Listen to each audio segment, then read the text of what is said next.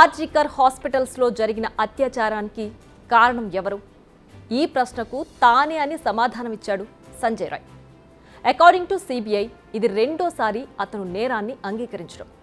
But ఈ హత్యకు ముందు ఏం జరిగింది అనే దానిపై విచారణలో ఫోకస్ చేసింది సిబిఐ. పిన్ టు పిన్ అసలేం జరిగిందో ఇప్పుడు చూద్దాం.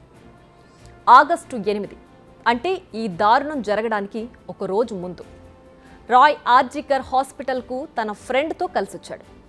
అదే హాస్పిటల్లో అడ్మిట్ అయిన తన ఫ్రెండ్ తమ్ముడు గురించి తెలుసుకోవడానికి వచ్చారు ఆ ఇద్దరు. ఆ తర్వాత రాత్రి 11:15 హాస్పిటల్ నుంచి బయటకు వెళ్లిన ఇద్దరు మద్యం తాగారు. రోడ్డు పక్కన వైన్స్లో లిక్కర్ పర్చేస్ చేశారు. అక్కడే అంటే రోడ్డు పైనే తాగేశారు. ఆ తర్వాత సోనాగచి ఏరియాకు వెళ్లారు. సోనాగచి అనేది ఓ రెడ్ లైట్ ఏరియా. మరి అక్కడేం జరిగిందని ఎగ్జాక్ట్గా తెలియదు, కానీ అక్కడి నుంచి చెట్ల ఏరియాకు వెళ్ళారు. చెట్ల అనేది మరో రెడ్ లైట్ ఏరియా. అక్కడికి వెళ్ళారు.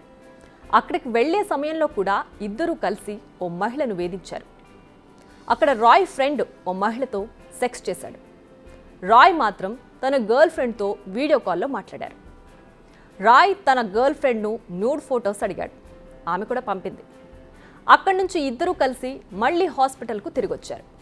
రాయ్ 4th ఫ్లోర్లో ఉన్న ట్రామా సెంటర్కు వెళ్ళాడు. ఆ తరువాత 3rd ఫ్లోర్లో ఉన్న సెమినార్ హాల్కు వెళ్ళాడు.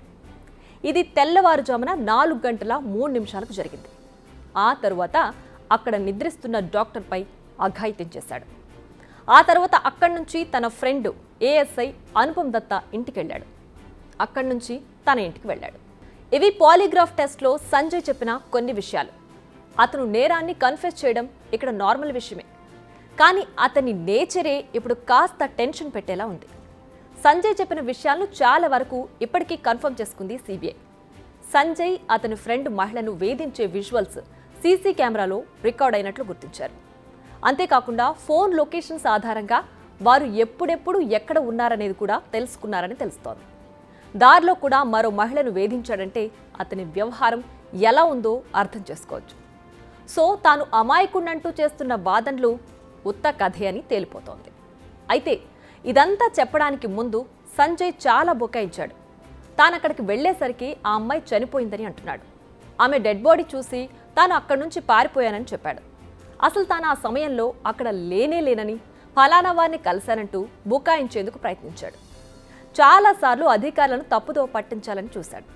కానీ అధికారులు ఆధారాలను ముందు ఉంచేసరికి నీళ్లు నమిలాడు. అంతేకాదు అతని ముఖంపై అయిన గాయాలకు సరైన సమాధానం ఇవ్వలేదు. అటాప్సీ రిపోర్టు ప్రకారం మృతురాలి శరీరంపై 25 గాయాలున్నాయి. ఈ దారుణం నుంచి తప్పించుకోవడానికి చేసిన ప్రయత్నంలో బాధితురాలు సంజయ్పై దాడి చేసినట్లు తెలుస్తోంది. ఆ క్రమంలోనే అతడికి గాయాలైనట్లు అధికారులు అనుమానిస్తున్నారు. అంతేకాకుండా సంజయ్ రాయ్ ఫోన్ చాలా ప్రశ్నలకు సమాధానాలు చెబుతోంది అంటున్నారు సిబిఐ అధికారులు. ఎందుకంటే అందులో ఉన్న డేటాను రీట్రీవ్ చేసినప్పుడు చాలా పోర్నోగ్రఫిక్ కంటెంట్ ఉన్నట్లు తేలింది. అది కూడా మనం ఎక్స్ప్లెయిన్ చేయలేని విధంగా ఉంది. అంటే మీరే అర్థం చేసుకోండి. 4 పెళ్లిళ్ళు, అందులో 3 సంజయ్ తీరుతో పడలేక విడిపోవడం, మళ్ళీ ఇప్పుడు గర్ల్ ఫ్రెండ్, ఇవన్నీ చూస్తుంటే మామూలుగానే సంజయ్ తీరు అనేక అనుమానాలకు తెరలేపుతోంది. నిజానికి సంజయ్ ఇలాంటి వాడని ఎవ్వరికీ తెలీదు. ఇప్పుడు సిబిఐ స్థాయిలో విచారణ జరుగుతుంది కాబట్టి ఈ విషయం వెలుగులోకి వచ్చింది. లేదంటే ఎప్పటికీ సంజయ్ దారుణాలు వెలుగులోకి వచ్చేవి కావు. అందుకే మేకవన్నె పులిలా మన మధ్య తిరుగుతున్న సంజయ్ లాంటి వారితో జాగ్రత్తగా ఉండాలనేది. మళ్ళీ సిబిఐ విచారణ విషయానికి వద్దాం. పాలిగ్రాఫ్ టెస్ట్ కేవలం సంజయ్కి మాత్రమే కాదు, మెడికల్ కాలేజ్ మాజీ ప్రిన్సిపల్ సందీప్ ఘోష్, మరో 4 జూనియర్ డాక్టర్లు, సంజయ్ లాంటి మరో వాలంటీర్కు కూడా నిర్వహించింది సిబిఐ. అయితే వారు విచారణలో ఏం చెప్పారన్నది చాలా గోప్యంగా ఉంచుతున్నారు. ఇప్పుడు మనం డిస్కస్ చేసిన విషయాలు కూడా చాలా తక్కువ మాత్రమే. సో ఇలా ఇంకా చాలా విషయాలు వెలుగులోకి రావాల్సిందే. ఈ కేసులో అనేక లూప్ హోల్స్ జరిగాయని ఇప్పటికే సిబిఐ గుర్తించింది. అదే విషయాన్ని సుప్రీంకోర్టుకు కూడా చెప్పింది. సంజయ్కు చాలామంది పోలీస్ అధికారులతో మంచి సంబంధాలు ఉండడంతో అతన్ని తప్పించడానికి ఏమైనా ప్రయత్నం జరిగిందా అనే కోణంలో కూడా సిబిఐ విచారణ జరుపుతోంది. ఇప్పుడు నిందితుడు చెప్పిన విషయాలతో పాటు ఇతర అనుమానితులు చెప్పిన విషయాలను కూడా సరిపోల్చి చూడనున్నారు. ఆ తరువాత ఈ కేసులో ఓ క్లియర్ పిక్చర్ వచ్చే